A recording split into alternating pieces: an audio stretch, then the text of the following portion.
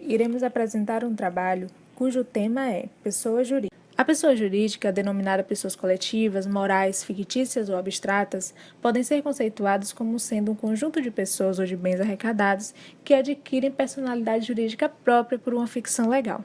Seus requisitos são a reunião de pessoas e bens, como vocês podem ver na imagem, com uma finalidade em comum e personalidade e capacidade jurídica própria. De acordo com o artigo 40 do Código Civil Brasileiro de 2002, as pessoas jurídicas são de direito público interno ou externo e de direito privado. As pessoas de direito público interno são a União, os Estados, o Distrito Federal e os territórios, os municípios, as autarquias e as demais entidades de caráter público criadas por lei, como, por exemplo, a Universidade Federal ou Estadual. Já as pessoas jurídicas de direito público externo são os Estados nacionais e organismos internacionais, como, por exemplo, a ONU. E, por fim, as pessoas jurídicas de direito privado são as associações, as sociedades, as fundações particulares, as entidades paraestatais, bem como as empresas privadas e públicas, os partidos políticos e as ONGs. Nós partimos agora para a característica, sendo que a principal delas é a personalidade jurídica própria, na qual a pessoa jurídica tem a existência distinta dos seus membros. Também tem a necessidade de ato constitutivo em registro respectivo, possui proteção dos direitos da personalidade no artigo 50 do Código Civil, como, por exemplo, direito e dano moral objetivo, forma própria de tributação, conforme nós falaremos mais adiante, possui um objetivo comum ou finalidade, além de obedecer uma função social, no caso, benefícios prestados à sociedade. Abordando agora os tributos devidos, na qual as pessoas jurídicas podem seguir os seguintes regimes de tributação: microempreendedor individual, MEI, simples nacional, lucro presumido e lucro real. No caso do Simples Nacional, é um regime adotado pela maioria das empresas. O pagamento dos impostos é feito de maneira unificada em uma única guia.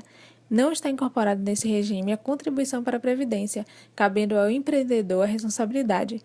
Neste caso, se enquadra quem recebe até R$300 mil mensais. Nele, está compreendido os tributos de IRPG, CSLL, PIS e PASEB, CONFIS, IPI, ICMS e ISS. A base do cálculo da alíquota é feita com base na receita bruta acumulada dos 12 meses anteriores ao período de apuração. Com base nisso, consulta-se no anexo em que devem ser tributadas as receitas a faixa de receita bruta a que ele pertence.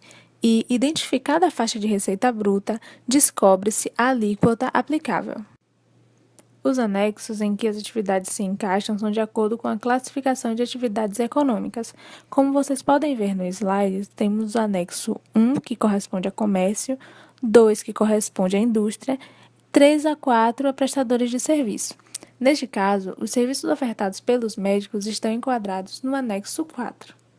Nessa tabela, vemos como cada imposto contribui para a formação da alíquota total no Simples Nacional de acordo com as faixas de receitas anuais. No caso do microempreendedor individual, há um único valor fixo mensal a ser pago, em que a contribuição ao INSS já está inclusa. O MEI é isento de tributos federais, pagando apenas as taxas referentes ao ICMS, ISS e Previdência Social. Nessa categoria, pode-se enquadrar quem recebe até R$5 mil. Com relação ao lucro presumido, nessa categoria é necessário que seja estimada uma determinada taxa de lucro que se espera obter nos próximos meses e pagar os impostos sobre este percentual. Essa opção costuma ser mais vantajosa se o lucro for maior do que o estimado. Pode-se enquadrar aqui a pessoa jurídica que obteve receita bruta de até R$4 milhões mensais. O cálculo da alíquota muda de acordo com a atividade da empresa. A opção por esse regime afeta o cálculo dos seguintes tributos: IRPG, CSL, PIS e COFINS. Demais tributos como IPI, ICMS, ISS e contribuições previdenciárias não têm forma de apuração afetada por essa opção de regime de tributação. No lucro real, algumas empresas devem obrigatoriamente escolher essa categoria de tributação de detrimento do lucro presumido, seja devido à atividade que exercem, por exemplo, instituições financeiras, ou por terem receita bruta anual superior a 48 milhões. Vale ressaltar que para a apuração da alíquota a ser paga, a empresa terá que saber exatamente qual foi o seu lucro auferido para realizar a base de cálculo do IRPG e da CSLL. A opção por esse regime também afeta o cálculo de PIS e COFINS. Demais tributos como IPI, ICMS, ISS e contribuições previdenciárias não têm forma de apuração afetada por essa opção de regime de tributação.